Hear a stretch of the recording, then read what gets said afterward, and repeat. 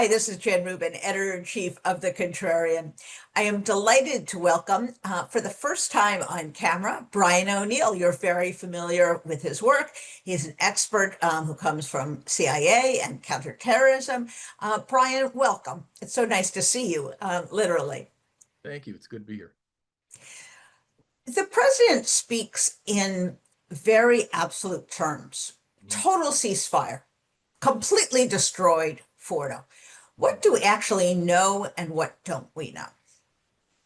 Well, I know on Saturday he was very confident that it was completely obliterated. But the one thing for listeners to understand is after an attack like that, they're taking satellite photographs and having worked with them, they won't know anything for a while, especially when we're talking about inside facilities. So that was certainly his idea of really pounding the chest and how successful we are. But we're not going to really know how much of an impact we've had. I think it's safe to say it's certainly set back the Iranian program, but to characterize it in Trump's terms that it's been destroyed is not accurate at all. He's been getting briefings, I would hope, and most imagery analysts are probably telling him, yeah, it looks good on the outside, but we don't know what's in the inside. They have to have human intelligence to tell them, give them that readout. The Israelis definitely have some really good resources. So I don't think you're going to be seeing much other than those shots you'll be seeing on the New York Times, the Washington Post of the before and after. But what's actually happening on the ground and underneath, we're not going to know for a while. Somewhat shocked when I heard President Trump make this declaration about destruction. And then, with just in 24 hours or so, Prime Minister Netanyahu is saying, oh, well, we probably set back the program 2 or 3 years. And I thought, that's it?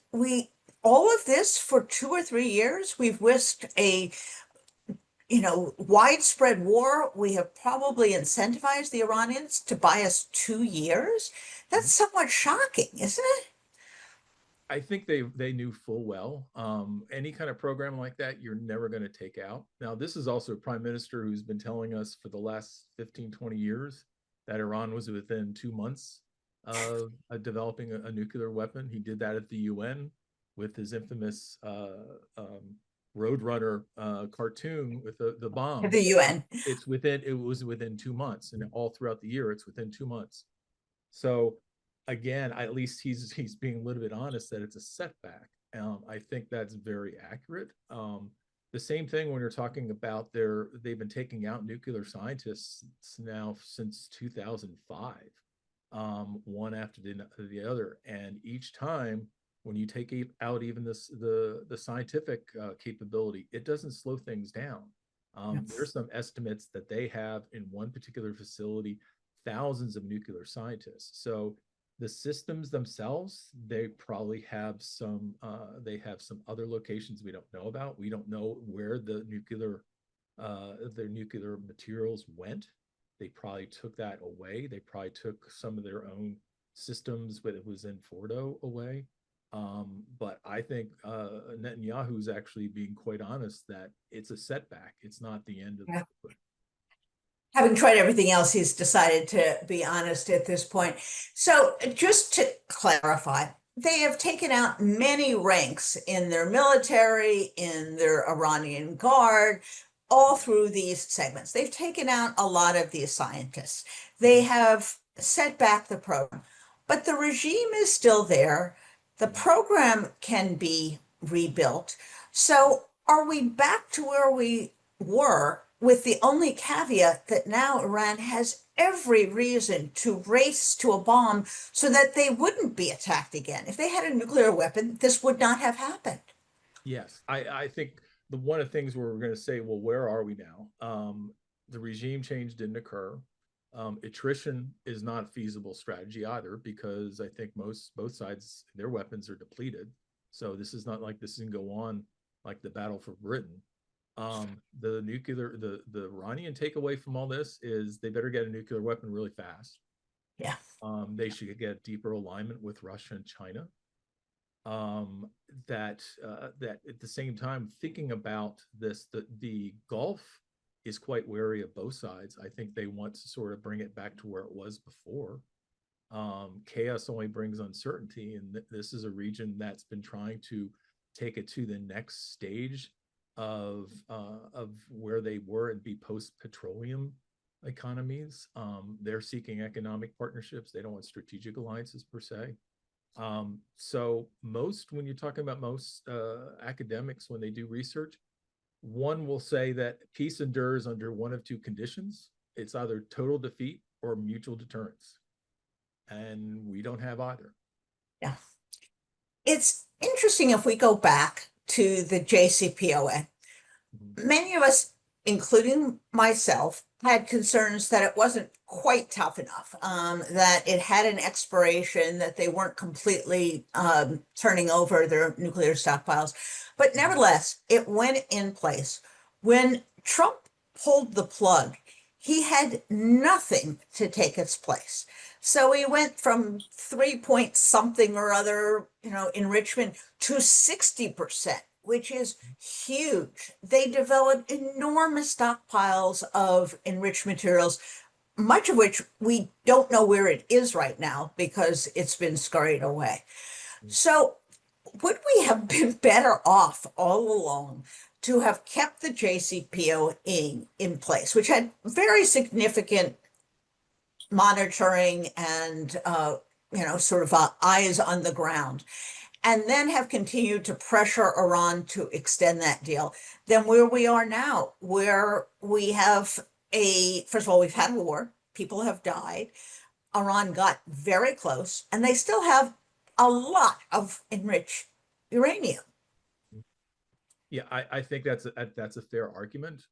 Even I think in Trump's mind that treaty was appeasement, and there was always a vulnerability. The Iranians, all information, at least from our intelligence services, is they were not moving forward with developing it. The Ayatollah was not asking them to go in that direction, but they still wanted to go ahead and at least have the resources if they needed it. Um, so I think we would sort of be in the same situation. And in March, that's what Gabbard said. All indications is nothing really changed other than some of the nuclear material being developed. And that's been since 2003. And if you were to look at the annual threat assessment that we wrote about that, the status of WMD for Iran was 2 sentences. That's it. That's all they were talking about, saying, nope, they're not developing one. So even with him walking away from it, I think the Iranians realized they needed to be very careful and things were stabilized, and not to poke the bear. So I think it's a fair argument that if we kept the treaty in place, it would have been a little bit more of a stabilizing factor. Right. One thing that's interesting, and maybe it's surprising to you, it's sort of like reassuring to me, is that this was very unpopular with the American people. Even the one strike and done, people seem to have longer memories than Donald Trump. They remember Iraq. They are concerned about downstream effects. Should this inform politicians going forward? You're not going to get any brownie points for doing this. Do you think that at least is one positive to come out of this? Yeah, I wasn't surprised with the pushback with a lot of American people, because I think people remember what happened with the withdrawal from Afghanistan. I think that had a huge impact on Biden's popularity. Um, so there was that was a factor. They also, so I think most of them even remember what happened in Afghanistan in Iraq. So I still think there was a long memory there. That said, I don't know if necessarily what we've seen in our own history, if the politicians have going to really take that to heart in the future. The only thing we did see in this case is there are a lot more voices on both sides of the parties being more vocal. I personally think what's going to happen, at least on the Republican side, is those voices are going to go quiet, and they're going to get behind the president whichever way they're going to do it. The Democrats are going to be talking about the War Powers Act. Um, but we're sort of going to be in the same situation, whether it's a Republican or a Democrat. So if the Democrat wants to do it, the Republicans are going to talk about the War Powers Act and so forth. But I think there's still a strong memory in the American people that foreign wars, getting into foreign wars, has never gone well for us, especially in the Middle East. Absolutely. Well, folks, on Wednesday, I'm going to have a piece that addresses this and some other issues. And I think what we have to do is get into the mode of permanent guardrails, regardless of who's in power on the War Powers Act and a host of other things. And if this doesn't show the necessity for Congress to wake up and be more engaged, I'm not sure what does. Brian, thank you so much. So nice to see you in person. And we will look forward to seeing you again and look forward to your next piece.